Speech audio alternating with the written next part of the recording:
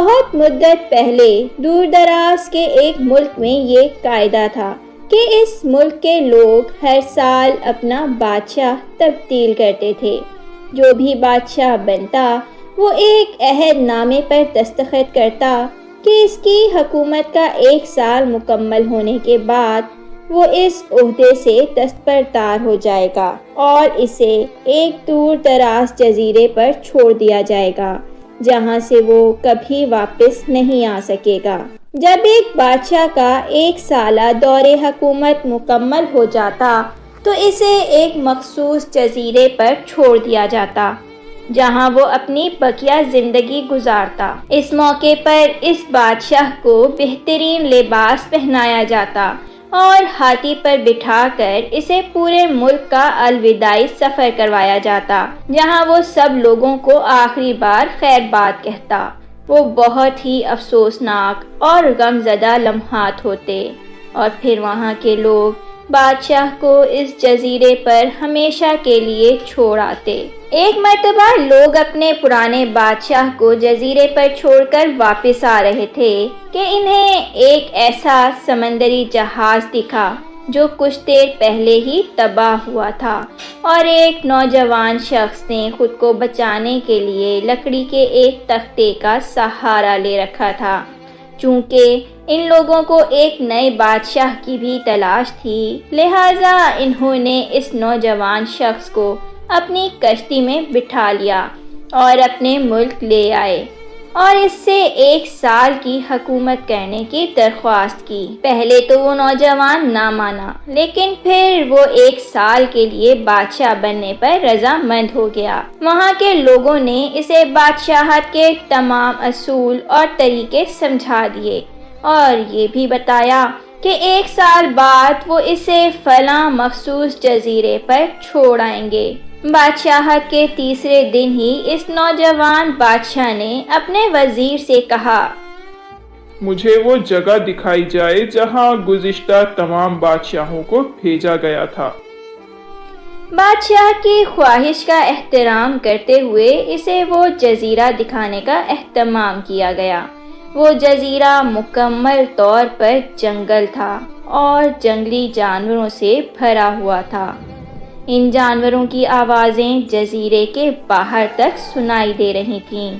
بادشاہ جائزہ لینے کے لیے تھوڑا سا جنگل کے اندر گیا اور وہاں اسے پچھلے تمام بادشاہوں کے ڈھانچے پڑے نظر آئے۔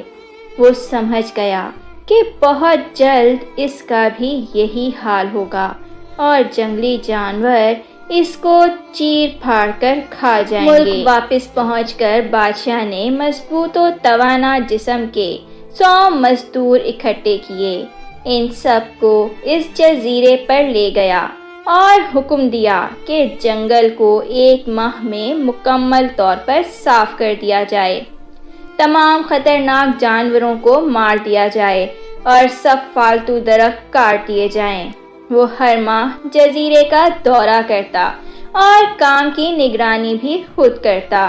پہلے مہینے میں ہی تمام خطرناک جانوروں کو مار دیا گیا اور پھر بہت سے درخت بھی کاٹ دیے گئے۔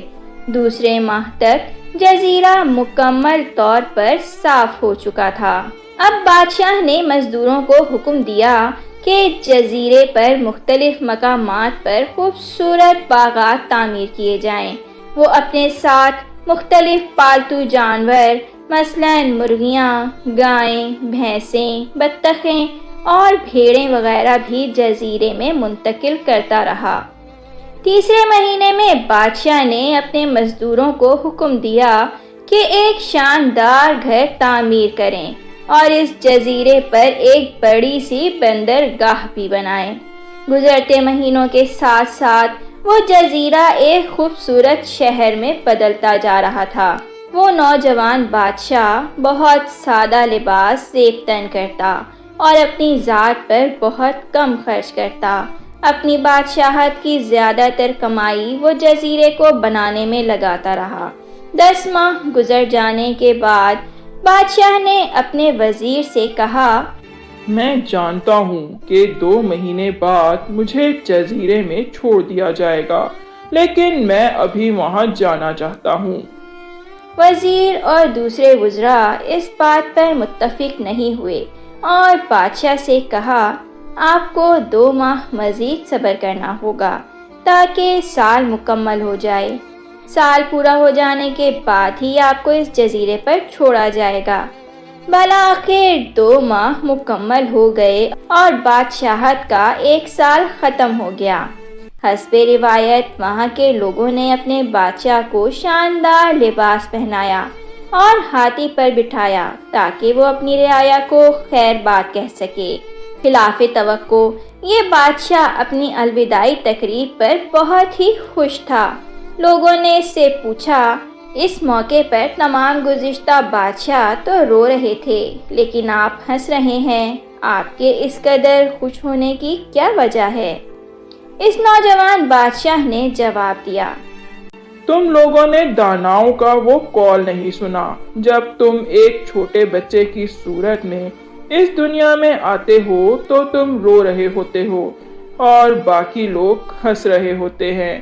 ایسی زندگی جیو کہ جب تم مرو تو تم ہنس رہے ہو اور باقی دنیا رو رہی ہو۔ میں نے ایسی ہی زندگی گزاری ہے۔ جس وقت تمام بادشاہ محل کی رنگینیوں میں کھوئے ہوئے تھے تو میں اس وقت اپنے مستقبل کے بارے میں سوچتا تھا اور اس کے لیے لاہے عمل تیار کرتا تھا۔ میں نے اب اس جزیرے کو ایک ایسی خوبصورت قیام گاہ میں تبدیل کر دیا ہے جہاں اب میں اپنی باقی زندگی نہایت چین اور آرام سے گزار سکوں گا۔